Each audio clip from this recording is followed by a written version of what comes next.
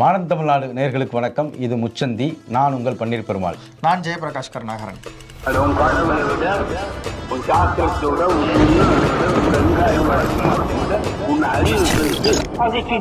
நேற்று தான் நம்ம பேசுகிறப்ப சொல்லியிருந்தோம், இந்த தாவேகா தொண்டர்கள் விஜய் ரசிகர்கள் இன்னும் என்னென்ன அட்டூழியம்லாம் பண்ண போகிறாங்க அப்படின்னு.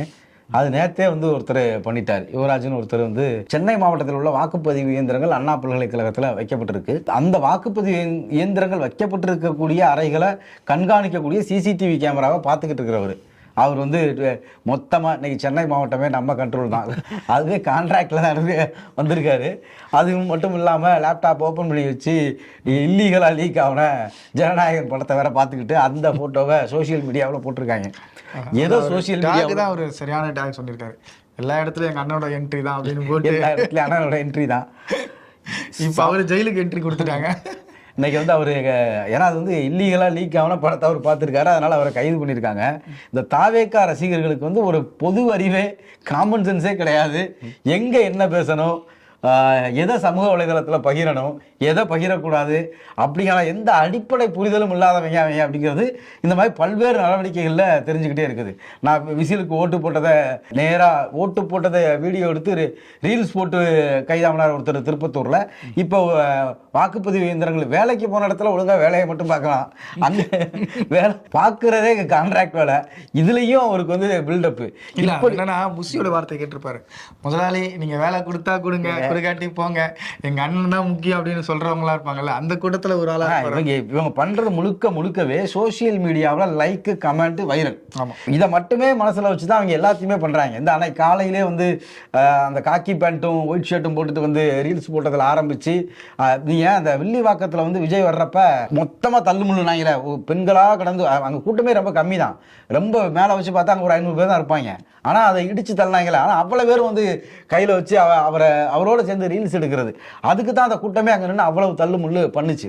அப்போ சமூக வலைதளத்தில் வைரலாகிற அந்த வைரல் வெறியிலேயே இவங்க இவ்வளோத்தையும் பண்ணிக்கிட்டு இருக்காங்களே தவிர இவங்களுக்கு கட்சி, கொள்கை, ஆட்சி அதெல்லாம் எதுவுமே கிடையாது.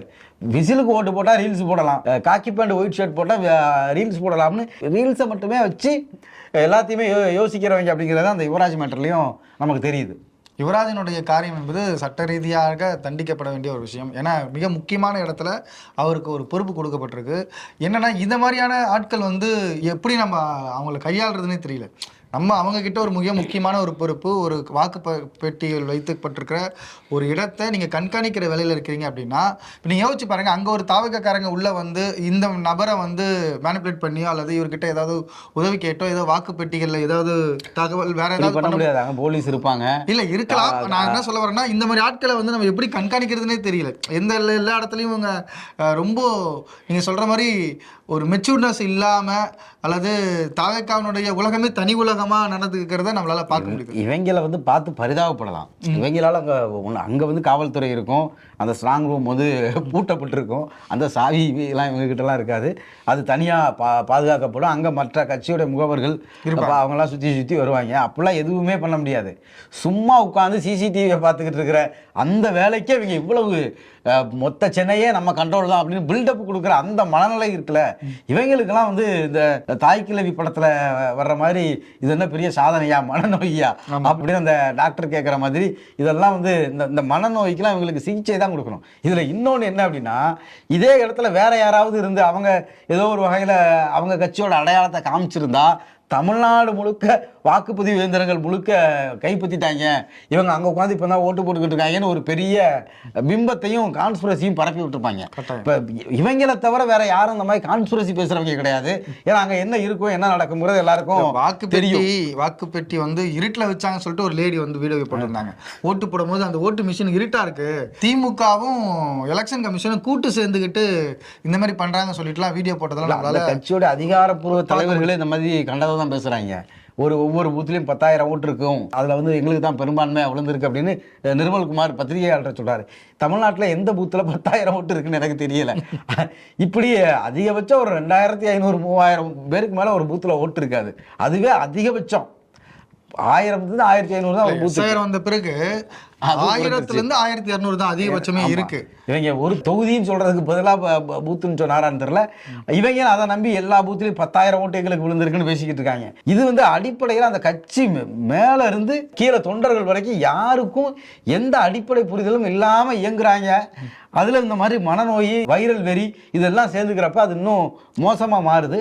அதுக்கு உரிய எனக்கு தெரிஞ்சு கவுன்சிலிங் தான் கொடுக்கணும் உங்களுக்கு, வேற ஒன்றுமே பண்ண முடியாது. அநேகமாக அந்த கவுன்சிலிங் தான் வர ஏப்ரல் 30 அவங்க தலைவர் கொடுக்கறதுக்கு அவருக்கு யாரு கொடுப்பான்னு தெரியல காத்துட்டு இருக்காருன்னு நினைக்கிறேன். எனக்கு தெரிஞ்சு இது ரொம்ப அதிசயமான ஒரு விஷயம் என்னன்னா, தேர்தல் வேட்பாளர்கள் அறிவிக்கிற வரைக்கும் விஜய் அவர்களுக்கு வேட்பாளர் யாருன்னு தெரியாது. ஆமாம், முகத்தை பார்த்துருக்க மாட்டார். அன்னைக்கு பார்த்ததோட சரி. அதன் பிறகு எலெக்ஷன் முடிஞ்சு வர ஏப்ரல் 30 சென்னையில் சந்திக்கிறதா ஒரு தகவல். அதுவும் தகவல் தான், ஏன்னா நியூஸ் கார்டே அப்படி தான் போடுறாங்க, தகவலாக தான் சொல்கிறாங்களே தவிர இது அதிகாரப்பூர்வமாக அறிவிச்சதா எதுவுமே போட மாட்றாங்க. ஸோ பார்ப்போம். ஏப்ரல் 30 தேர்தலில் போட்டியிட்ட 233 வேட்பாளர்களும், ஏன்னா 34 இல்லை, ஒருத்தர் போட்டியிடலை, அதனால் 233 வேட்பாளர்களும் அவரை சந்திக்க போகிறதா சொல்கிறாங்க.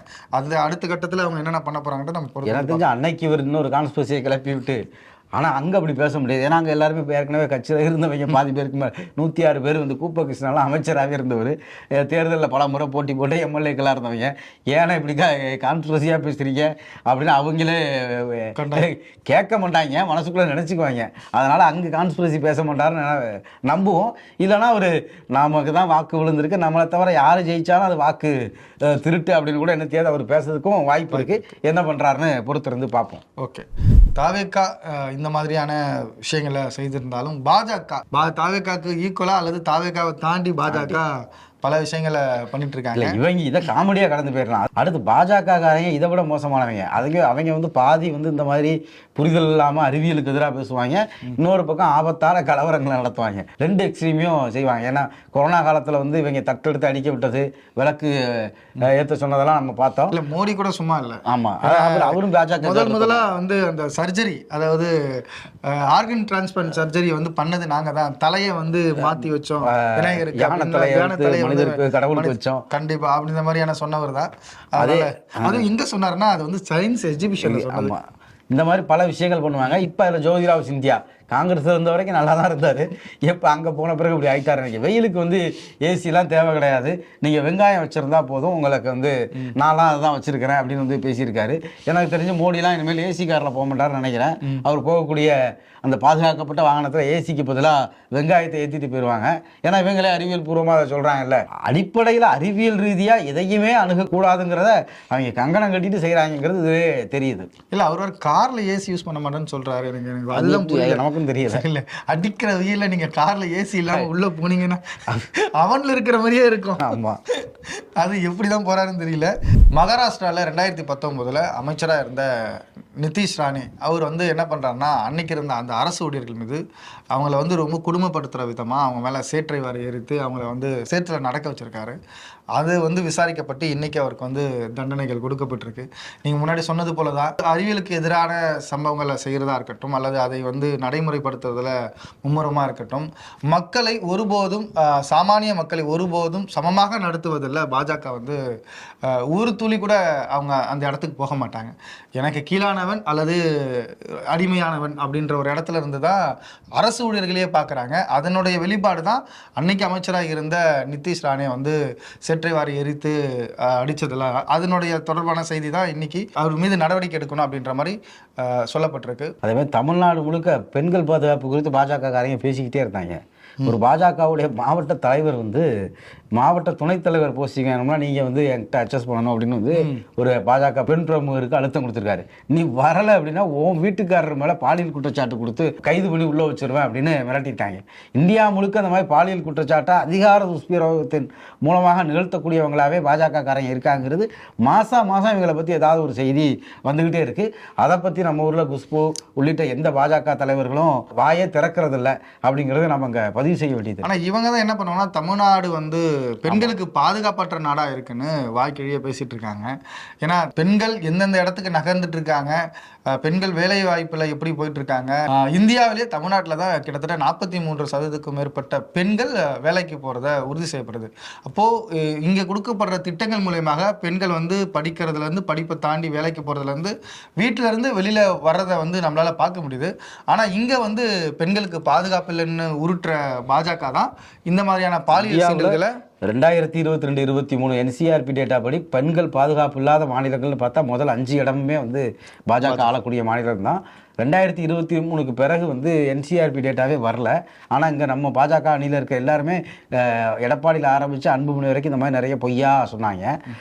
டேட்டாவே இல்லாமல் பொய் சொல்கிறதுல நம்ம ஊர் மூத்த பத்திரிகையாளர்களுக்கும் பாஜக காரங்களுக்கு இடையில தான் போட்டி. கட்டாயம். டேட்டா சொன்னோன்னே தான் இன்னொன்று ஞாபகம் வருது. இந்தியாவில் மீண்டும் தமிழ்நாடு தன்னுடைய கால் பதிச்சிருக்கு அப்படின்னு சொல்லலாம்.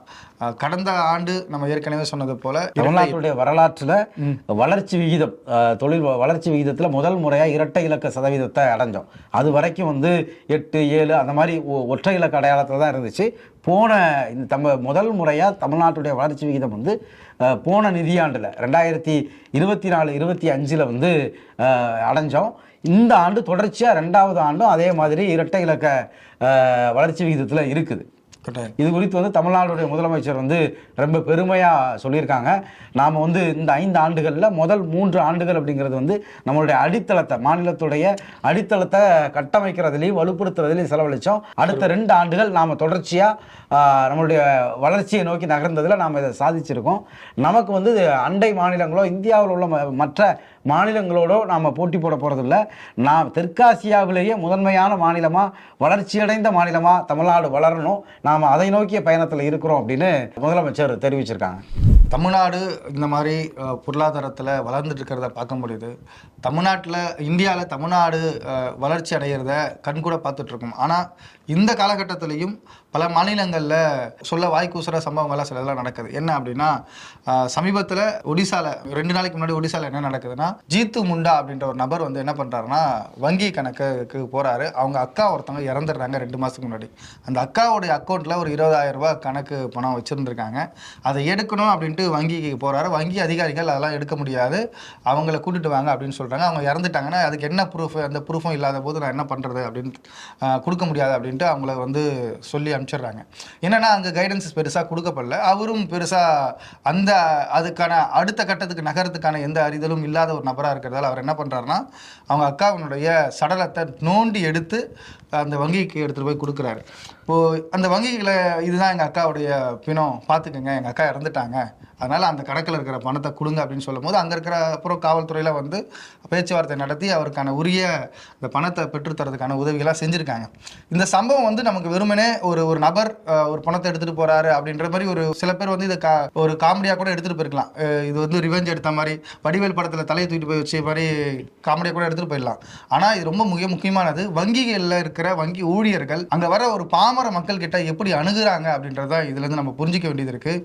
அந்த ஒரு செல்லான ஃபில் பண்ண தெரியல அப்படின்னா அவங்க ரொம்ப ஏளனமாக பார்க்கறது, அதுவும் குறிப்பாக அந்த வங்கி ஊழியரில் இருக்கிற அல்லது அந்த பிரான்ச் மேனேஜராக இருக்கிறவங்களோ அல்லது மக்களை தொடர்பு படுத்துகிற அலுவலராக இருக்கிறவங்க யாராவது ஒருத்தர் அவங்களுக்கு வந்து கம்யூனிகேட் பண்ணுறதுக்கான விஷயங்களே பெருசாக தெரியாமல் இருக்குது. ஒன்று அவங்க அந்த மொழி, இப்போ ஒரிசா தெரியாத ஒரு நபராக இருப்பார். தமிழ்நாட்டில் பார்த்தீங்கன்னா ஆந்திராவை சேர்ந்தவர்கள் அதிகமாக இருப்பாங்க, அல்லது கேரளாவை சேர்ந்தவர்கள் அதிகமாக இருக்காங்க. இந்த மாதிரி அரசு நேஷனலைஸ்டு பேங்க்கில் வந்து அந்த மாதிரி இருக்குது. ஸோ இந்த மாதிரியான பிரச்சனை இருக்குது. இன்னொன்று, வங்கி ஊழியர்கள் வந்து இதை ரொம்ப போகிற போக்கில் அவங்கள வந்து நடத்துறது, அதெல்லாம் விடுங்க போங்க, இதெல்லாம் ஒரு பெரிய விஷயம் இல்லை அப்படின்ற மாதிரி தள்ளி வருது. ஏன்னா அவங்களுக்கு அந்த 20,000 ரூபான்றது பெரிய விஷயம். பெரிய முதலாளிகள் வரும்பொழுது ரொம்ப கரண்ட் அக்கௌண்ட்டில் வச்சுக்கிட்டு டெய்லி லாக்ஸ் கணக்கில் பணத்தை வந்து டெபாசிட் பண்ணுறவங்களுக்கு கொடுக்கப்படுற முக்கியத்துவம் ஒரு பாமர மக்களுக்கு கொடுக்கல அப்படின்றத இந்த சம்பவத்தில் புரிஞ்சிக்க முடியுது. ஏற்கனவே வந்து இந்த கேஸ் மானியம் அந்த அமௌண்ட்டை எடுக்கிறதுல நிறைய சிக்கல் இருந்தது. கேஸ் மானியம் வந்து 300 ரூபாய் ஒரு மாதமாக அக்கௌண்ட்டில் போடப்படும். ஆனால் அந்த காசை நீங்கள் எடுக்க போனீங்கன்னா உங்களுக்கு மினிமம் பேலன்ஸ் இல்லைன்ட்டு அந்த காசை எடுத்துருவாங்க. ஒரு பக்கம் ஒன்றிய அரசு மானியன்ற பேரில் இங்கே போடுது, அதே ஒன்றிய அரசு தான் மினிமம் பேலன்ஸ் இல்லைன்னு சொல்லிட்டு வங்கியிலேருந்து பணத்தை எடுக்குது அப்படின்றத நம்மளால் பார்க்க முடியுது. ஸோ இந்த மாதிரி வங்கிகளில் பல சிக்கல்கள் இருக்குது. அதனுடைய சிக்கலாக தான் இந்த ஜுனத் முண்டா அப்படின்றவர் வந்து தன்னுடைய அக்காவுடைய பிணத்தை எடுத்துகிட்டு போனதை நம்மளால் பார்க்க முடியுது. இன்னொன்று ஒரிசாவை ஆண்டு கொண்டிருப்பது பாஜக அப்படிங்கிறதையும் நாம் ஞாபகப்படுத்த வேண்டியது இருக்குது. மீண்டும் தமிழ்நாடு அரசு பள்ளி சாதனை படுத்திருக்கு. என்னன்னா முன்னாடிலாம் வந்து அரசு பள்ளிக்கூடத்தில் சேர்க்கிறத அவமானமாக பார்த்துட்டு இருந்தாங்க. எப்பொழுது இந்த திராவிட மாடல் ஆட்சி அல்லது திமுக ஆட்சி வந்த பிறகு குறிப்பாக வந்து அமைச்சர் அன்பில் மகேஷ் அவர்கள் டேக் ஓவர் பண்ண பிறகு அந்த அரசினுடைய பள்ளிகள் எல்லாமே தரம் உயர்த்தப்பட்டது. அங்கே வந்து காலை உணவு தரதாக இருக்கட்டும், அல்லது அந்த பசங்களுக்கான தேவைகளை பூர்த்தி செய்கிறதா இருக்கட்டும், ஸ்மார்ட் கிளாஸஸை உருவாக்குறதா இருக்கட்டும், எல்லா வகையிலுமே ஒரு அப்கிரேடை கொடுத்துட்டே இருந்தது அரசு பள்ளிகள்லாம். அப்பொழுதுதான் அரசு பள்ளி என்பது அவமானம் அல்ல, அது பெருமைக்குரிய ஒரு விஷயம் அப்படின்றத நம்ம மக்கள் எல்லாமே புரிஞ்சுக்கிட்டாங்க. போன ஆண்டே வந்து அரசு பள்ளிக்கூடத்தில் சேர்க்கறதோடைய எண்ணிக்கை அதிகமாக இருந்தது. இன்னைக்கு இந்த ஆண்டு இப்போதான் முடிய போகுது. இன்னும் ஏப்ரல் மாதம் முடிஞ்சு அடுத்தது ஒரு மாதம் விடுமுறை விட்டு தான் ஜூன் மாதம் தான் நம்ம அடுத்த கல்வி ஆண்டு துவங்க போகிறோம். ஆனால் அதற்கு முன்பாகவே அரசு பள்ளியிலுடைய சேர்க்கை எண்ணிக்கை அதிகம் இருந்துச்சு. கிட்டத்தட்ட 1 லட்சம் பேர் வந்து இப்போவே அப்ளிகேஷனை போட்டு ஜாயின் பண்ணுறதுக்கான வேலைகள்லாம் பார்த்துருக்காங்க. இது வந்து தமிழ்நாட்டினுடைய அரசு பள்ளி எந்த அளவுக்கு வளர்ந்துருக்கு அப்படின்றதுக்கு கூட எடுத்துக்காட்டு. இந்த பள்ளிக்கூடங்கள் தான் சரியில்லை. இன்னைக்கும் வந்து சில புதிய கட்சிகள் எல்லாரும் என்ன சொல்கிறாங்கன்னா, இலவச கல்வி கொடுக்குறோம், இலவச மருத்துவம் கொடுக்கணும், எல்லாமே இலவசமாக கொடுக்கணும். இது ஆல்ரெடி இலவசமாக தான் இருக்குது. அவங்களுடைய பிள்ளைகள் யாருமே இந்த அரசு பள்ளியில் படிக்கல. ஒரு அமெரிக்கன் குளோபல் பள்ளிக்கூடங்களில் படிக்கிறதா இருக்கட்டும், அல்லது சிபிஎஸ்சி பள்ளிக்கூடங்களில் படிக்கிற மாதிரியான விஷயங்களை தான் பண்ணுறாங்களே தவிர அவங்க யாரும் தமிழ்நாடு அரசு பள்ளிக்கூடங்களில் போய் சேர்க்காமலே அரசு பள்ளிக்கூடம் தரம் இல்லாமல் இருக்கு, தரமா இல்லை அப்படின்றத சொல்லிட்டே இருக்காங்க. தரமா இருக்குன்றதுக்கு ஒரு ப்ரூஃப் தான் இன்னைக்கு அரசு பள்ளிக்கூடத்தில் கிட்டத்தட்ட இன்னும் இந்த கல்வியாண்டு இன்னும் ஸ்டார்ட்டே ஆகல, அதுக்குள்ள 1 லட்சம் மாணவர்கள் வந்து அந்த பள்ளிக்கூடத்தில் சேர்றதுக்கான விண்ணப்பத்தை கொடுத்துருக்காங்க. இது போல பல செய்திகளையும் அதுக்கு பின்னாடி இருக்கக்கூடிய தகவல்களையும் தெரிஞ்சுக்க நீங்கள் தொடர்ந்து மாடர்ன் தமிழ்நாடு சேனலோட இணைந்திருங்க. சப்ஸ்கிரைப் பண்ணுங்கள், உங்கள் நண்பர்களுக்கு பகிருங்க. மறக்காமல் உங்களுடைய கருத்துக்களை கமெண்ட் பண்ணுங்கள். நன்றி, வணக்கம்.